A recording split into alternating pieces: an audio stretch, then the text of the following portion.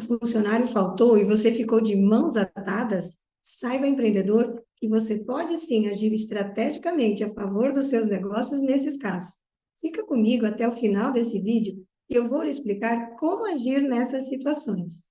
Eu sou a Nelore Tolardo, da Cursos Nova Era, especialista em folha de pagamento com mais de 40 anos de experiência em departamento de pessoal. E já treinei mais de 19 mil alunos para o mercado de trabalho e para serem protagonistas no departamento pessoal. Afinal, essa é uma engrenagem muito importante para os negócios e o sucesso desse negócio principalmente. Hoje, o assunto são as faltas do trabalhador, do empregado, que são injustificadas. Se o seu empregado faltou, você, melhor que desde o início, já tome conhecimento de todas as situações que podem vir a partir disso. Então, não é simplesmente faltou, eu desconto as horas. Existem várias possibilidades na legislação para deixar a empresa com menos prejuízo nessas situações. Então, vamos ver. A primeira delas é, sim, perder aquelas horas, aquele dia no salário mensal.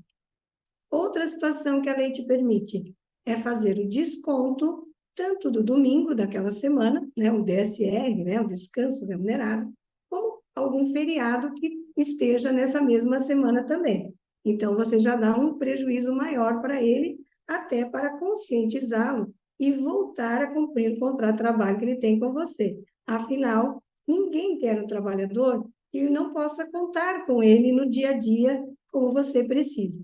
Então, o primeiro passo é esse: você estipula que, além de perder as horas, o dia que ele não veio, ele também vai ter o prejuízo do descanso semanal remunerado.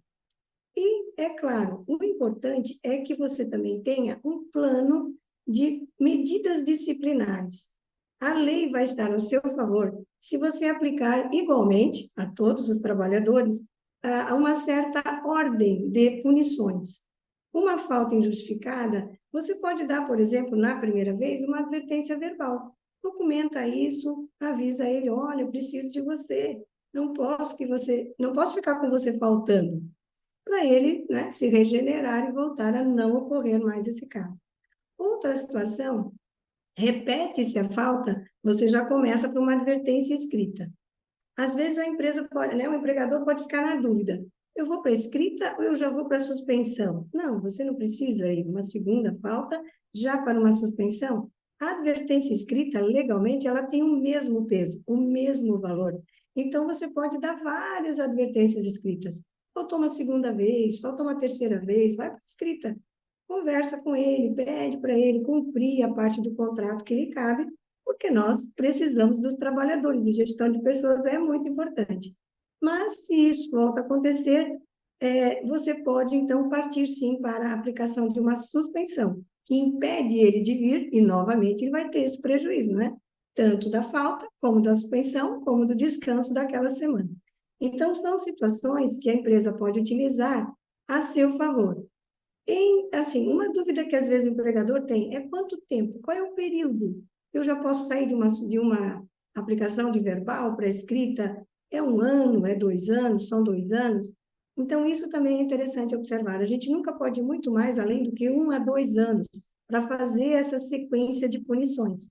O correto, né, quanto menor o tempo, você já vai respeitando para poder aproveitar o quê? Uma terceira consequência desse tipo de falta do nosso trabalhador, que é a rescisão sem direitos. Então, se você aplicar as punições corretamente, quando tiver lá em 5, 6 punições, na próxima você faz o desligamento sem direitos, onde a empresa não precisa pagar aviso prévio, férias vencidas, né, nenhuma estabilidade, nenhum direito vai ser um custo ali do empregador. Isso, então, claro, é uma situação mais definitiva. Mas ainda durante o contrato, as faltas do empregado podem ter outras consequências, que seriam o quê? Você pode, por exemplo, conforme o número de faltas, reduzir as férias. Ao invés de eu pagar a ele 30 dias de férias para ele ficar em casa, ele começa a ter prejuízo ali também.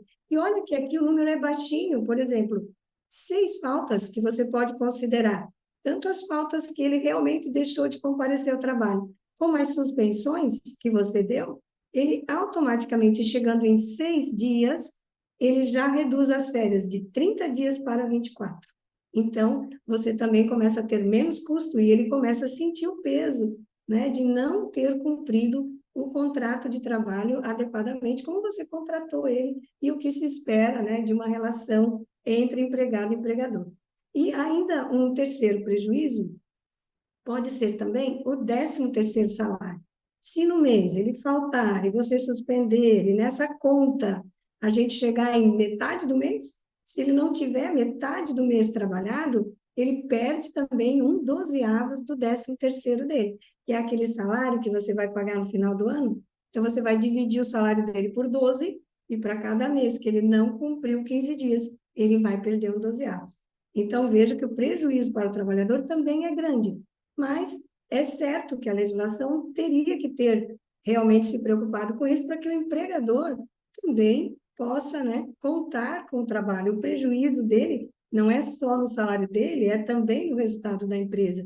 Então, os negócios, para a gente ter sucesso, também é importante ter uma boa política, né, de gestão de pessoas e aplicar corretamente. Se o empregado falta, não é simplesmente descontar os dias. Você pode usar todas essas situações que eu comentei aqui para ter o melhor resultado, menos prejuízo, já que nós temos que conviver aí nessa relação, né? Veja, então, como é muito importante o empreendedor também ter conhecimento da legislação, para ter mais segurança, para blindar a sua empresa, para aplicar corretamente todos esses recursos que a própria lei nos dá, né? E até nesse sentido, eu aqui pela Nova Era, estou lançando um curso para empreendedores, para desvendar, para entender o uso, né, mais no seu dia a dia, no passo a passo, no nosso linguajar, para você poder aplicar da melhor forma na sua gestão de pessoas, para melhorar os seus negócios, porque o sucesso de uma empresa passa por aí, né, por essa relação de empregados e de empregadores, e muitas vezes a dificuldade desse conhecimento pode levar você a prejuízos que poderiam, né, ser evitados quando o conhecimento do empreendedor é um pouquinho mais nesse nível de detalhes. Então, em nosso site, www.cursos Nova Era, você pode olhar esse curso e, se quiser dominar mais a legislação, venha e se inscreva conosco. Obrigada para você que ficou até aqui e até uma próxima.